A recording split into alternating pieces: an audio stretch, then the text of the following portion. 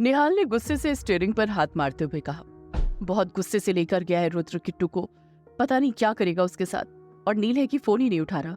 साला पूरा दिन सोया था और अब भी सो रहा होगा। अगर मुझे आज नील सोया हुआ मिल गया ना तो आज उसकी हड्डियां तोड़ दूंगा। उधर रुद्र फार्म हाउस पहुंच गया। वो गुस्से में किट्टू को खींचता हुआ फार्म हाउस के अंदर लाया और फिर उसने फार्म हाउस के अंदर बने हुए स्विमिंग पूल में किट्टू को धक्का दे दिया।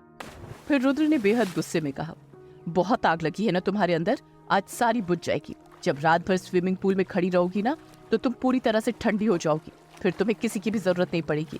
वही किट्टू स्विमिंग पूल में खड़ी छटपटा रही थी। उससे ठीक से खड़ा भी नहीं हुआ जा रहा था। वो अपने हाथ बार बार ऊपर मार रही थी और रुद्र उसे बस छटपटाते हुए देख रहा था। किट्टू जितना छटपटा रही थी रुद्र का गुस्सा उतना ही बढ़ता जा रहा था। इस वक्त अगर किट्टू मर भी जाती तो रुद्र को कोई फर्क नहीं पड़ता।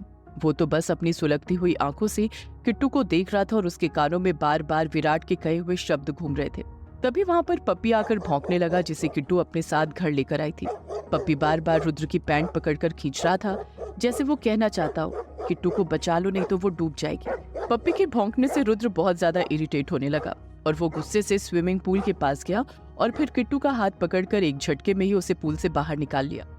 रुद्र ने किट्टू के दोनों बाजू को पकड़कर हिलाते हुए गुस्से में कहा, सबको बताती फिरती हो ना कि मेरे और तुम्हारे बीच में कुछ नहीं है, तो आज मैं तुम्हारी जरूरत पूरी कर देता हूँ। ये सुनकर किट्टू रोते हुए नामे गर्दन हिलाने लगी। इस वक्त किट्टू को कोई भी देख लेता तो उसे किट्टू पर तरस आ जाता, लेकिन रुद्र को किट्टू पर बिल्कुल भी तरस नहीं आ रहा था, बल्कि उसे तो किट्टू को ऐसे देखकर और भी ज्यादा गुस्सा आ रहा था।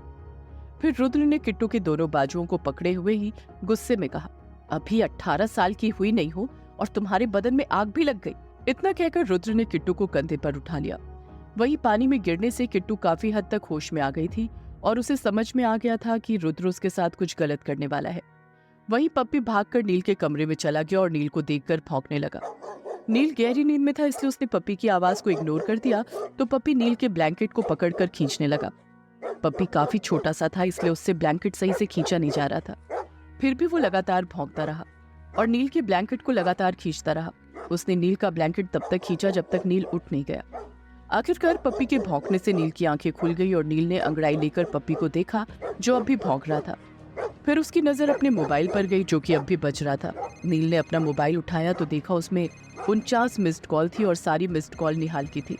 ये देखकर नील को टेंशन हो गई और फिर नील अपने मोबाइल को देखता हुआ अपने कमरे से बाहर आया। नील निहाल को कॉल बैक करता उससे पहले ही नील ने रुद्र को देखा जो किट्टू को कंधे पर उठाकर अपने कमरे की तरफ जा रहा था। किट्टू अपने छोटे छोटे हाथ से रुद्र की कमर पर मार रही थी, लेकिन रुद्र को तो जैसे कोई फर्क ही नहीं पड़ रहा था। वो किट्टू को लेकर अपने कमरे में आ गया और धड़ाम से गेट बंद कर दिया। नील ने जब रुद्र को किट्टू को ले जाते हुए देखा तो उसकी आंखें एकदम से बड़ी हो गई। उसने अपनी आंखों से नींद को एकदम से झटक दिया और फिर भागता हुआ सीढ़ियों से होकर रुद्र के कमरे की तरफ गया, लेकिन तब तक रुद्र अपने कमरे का गेट बंद कर चुका था। ये देखकर नील ने गेट को बहुत जोरों से खटखटाते हुए कहा, रुद्र रुद्र तुम क्या कर रहे हो? बाहर आओ रुद्र, मुझे बताओ तुम क्या करने वाले हो किट्टू के साथ।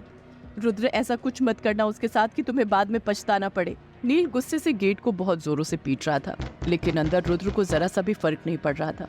रुद्र ने अपना कोट उतारकर सोफे पर फेंका और फिर अपनी शर्ट की बाजू को फोल्ड करता हुआ किट्टू के करीब आने लगा। ये देखकर किट्टू डर से पीछे हटने लगी तो रुद्र किट्टू के एकदम करीब आ गया। किट्टू अपने छोटे छोटे हाथों से रुद्र को मारने लगी, लेकिन रुद्र को तो जैसे कोई फर्क ही नहीं पड़ रहा था। रुद्र ने किट्टू का पैर पकड़कर बेड पर लिटा दिया और फिर उसके ऊपर आ गया। रुद्र किट्टू की गर्दन पर किस करने लगा, लेकिन वो बिल्कुल भी वाइल्ड नहीं था।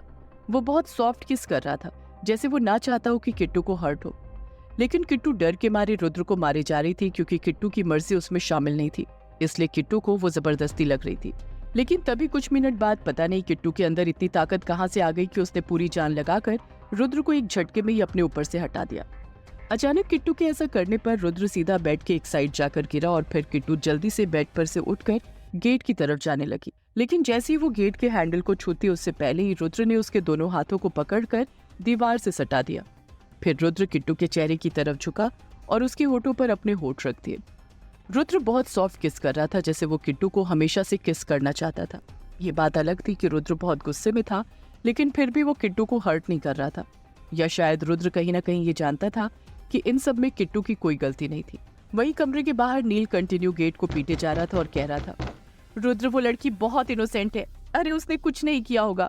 रुद्र मेरी बात मान ले, रुद्र कुछ मत कर उसके साथ। रुद्र तू पछताएगा। रुद्र प्लीज गेट खोल दे। रुद्र वो लड़की मर जाएगी, मत कर उसके साथ ऐसा। रुद्र उसे कुछ भी हो गया तो तू दादा दादी के सामने क्या मुंह दिखाएगा। रुद्र तुझे दादी कभी माफ नहीं करेगी। रुद्र तू सुन रहा है मैं क्या कह रहा हूँ। ये कहते हुए नील लगातार दरवाजा पीटे जा रहा था, लेकिन रुद्र तो जैसे सुन ही नहीं रहा था। वहीं किट्टू का रो रो कर बुरा हाल हो चुका था। किस करने के बाद जैसे रुद्र के हाथों की पकड़ ढीली हुई, किट्टू ने रुद्र को फिर से मारना शुरू कर दिया। इस बार किट्टू का एक नाखून रुद्र के चेहरे पर लग गया, जिससे हल्का हल्का खून आने लगा। रुद्र को थोड़ी सी जलन महसूस हुई तो उसने किट्टू की तरफ देखकर गुस्से से कहा, हाउ डेयर यू, तुम मुझे मारोगी। इतना कहकर रुद्र ने किट्टू के गाउन की एक बाजू फाड़ दी। बाजू फटने से किट्टू जोर से रोने लगी और उसने अपने एक हाथ से फटी हुई बाजू को पकड़ लिया। अगर वो बाजू नहीं पकड़ती तो उसका गाउन एक साइड से नीचे गिर जाता। तभी रुद्र ने मौके का फायदा उठाकर दूसरी बाजू भी फाड़ दी और किट्टू ने दूसरी बाजू भी पकड़ ली। अगर इस वक्त किट्टू अपने हाथ हटा देती तो उसका गाउन अपने आप ही नीचे गिर जाता। किट्टू की हालत देखकर रुद्र भी समझ गया कि अगर वो किट्टू का हाथ हटा देगा तो गाउन खुद ही नीचे गिर जाएगा। ये देखकर रुद्र ने किट्टू का एक हाथ हटाकर उसे दीवार से सटा दिया तो किट्टू फिर से तेज तेज रोने लगी। रुद्र किट्टू का दूसरा हाथ उसके सीने से हटाने वाला था कि तभी फायरिंग की आवाज सुनाई थी, जिसकी वजह से किट्टू एकदम से डर गई और रुद्र के सीने से जा लगी। किट्टू के ऐसे रिएक्शन की उम्मीद तो रुद्र ने सपने में भी नहीं की थी। किट्टू के ऐसे गले लगने से रुद्र के दिल की धड़कनें बुलेट ट्रेन से भी फास्ट चलने लगी। रुद्र के दिल में एक सेकंड के लिए ख्याल आया, ये लड़की पागल है क्या? मैं इसके साथ ये सब कर रहा हूँ और ये डर कर मुझसे ही गले लग रही है। किट्टू ऐसा क्यों ना करती? आखिर उसने रुद्र को अपना सब कुछ माना था। ये अलग बात थी कि रुद्र किट्टू पर बिल्कुल ध्यान नहीं देता था, लेकिन किट्टू तो हमेशा रुद्र के लिए अच्छा ही सोचती थी। किट्टू को बचपन से ही माई ने बताया था कि एक राजकुमार आएगा और वो किट्टू से शादी करके उसे अपने साथ लेकर जाएगा और फिर वो किट्टू का बहुत ही ख्याल रखेगा। किट्टू भी हमेशा से रुद्र में अपना वही राजकुमार ढूंढती थी, इसलिए रुद्र को खुश करने के लिए वो रुद्र की हर गलत बात को सही मान लेती थी। किट्टू को उम्मीद थी कि शायद एक दिन रुद्र उससे बहुत प्यार करेगा। तभी रुद्र ने गुस्से से किट्टू को अपने आप से दूर किया और मेन गेट की तरफ जाने लगा, क्योंकि गोली मेन गेट पर ही चली थी और वो इसलिए हुआ था क्योंकि दरवाजा खटखटाने पर भी रुद्र दरवाजा नहीं खोल रहा था। तो नील ने नीचे से अपनी गन लाकर गेट के लॉक पर चला दी, जिससे कि गेट का लॉक टूट गया। फिर नील ने गुस्से से गेट पर लात मारी और गेट खुल गया। गेट खुलते ही सामने रुद्र खड़ा था। रुद्र नील को देखकर आग बबूला हो गया। उसने एक पंच नील के मुंह पर मारते हुए कहा, तुम्हारी हिम्मत कैसे हुई मेरी और मेरी बीवी के पर्सनल मोमेंट्स में इंटरफेयर करने की? इस वक्त नील भी गुस्से में था। उसने हाथ तो नहीं उठाया, लेकिन चिल्लाते हुए कहा, रुद्र तुम किट्टू के साथ बहुत गलत कर रहे हो। आखिर तुम्हें हुआ क्या है और किट्टू ने ऐसा किया क्या है कि तुम उसके साथ जबरदस्ती पर उतर आए? रुद्र नील की बात नहीं सुन रहा था और वो बस लगातार उस पर मुक्के बरसाया जा रहा था। नील मार खाता हुआ सीढ़ियों से नीचे हॉल में आ गया, लेकिन फिर भी रुद्र का गुस्सा शांत नहीं हुआ। नील बार बार उससे पूछ रहा था, आखिर किट्टू ने किया क्या है, मुझे बता तो सही। पर रुद्र नील की एक भी बात नहीं सुन रहा था, वो बस नील को मारे जा रहा था। तभी निहाल वहां आ गया। निहाल ने जब देखा कि रुद्र नील को मार रहा है तो उसने रुद्र का हाथ पकड़ लिया और उस पर चिल्लाकर कहा, आखिर तुम्हें हुआ क्या है? तुम दिन ब दिन अपने गुस्से को बढ़ावा क्यों दे रहे हो? क्या हो गया है तुम्हें? तुम गुस्से में ये भी भूल गए कि तुम नील पर हाथ उठा रहे हो। जब दादा दादी को ये पता चलेगा कि तुमने नील पर हाथ उठाए हैं तो वो तुम्हें घर से निकालने में एक सेकंड भी नहीं लगाएंगे।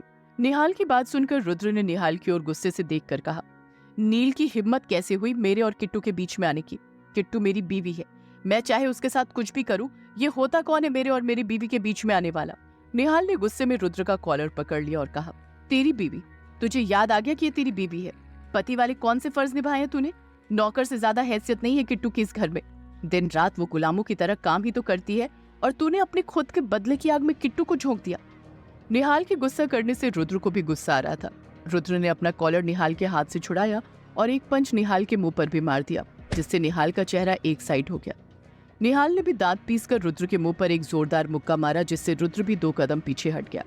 ये सब देखकर नील को भी गुस्सा आ गया। उसने अपनी गन निकालकर रुद्र पर पॉइंट करते हुए कहा, तुम मुझे बताओगे कि किट्टू ने किया क्या है जिसकी वजह से तुम उसके साथ जबरदस्ती कर रहे हो? रुद्र को भी नील की इस हरकत पर बहुत ज्यादा गुस्सा आ गया। उसने गन को अपने माथे पर लगाते हुए कहा, शूट मी, मारो गोली। क्या करेगा नील? क्या रुद्र को अपनी गलतियों का एहसास होगा? और क्या रुद्र के थप्पड़ से निहाल रुद्र से अपनी दोस्ती तोड़ देगा? आखिर किट्टू ये सब कुछ चुपचाप क्यों सह रही है? जानने के लिए सुनते रहिए ये कहानी सिर्फ पॉकेट एफएम पर।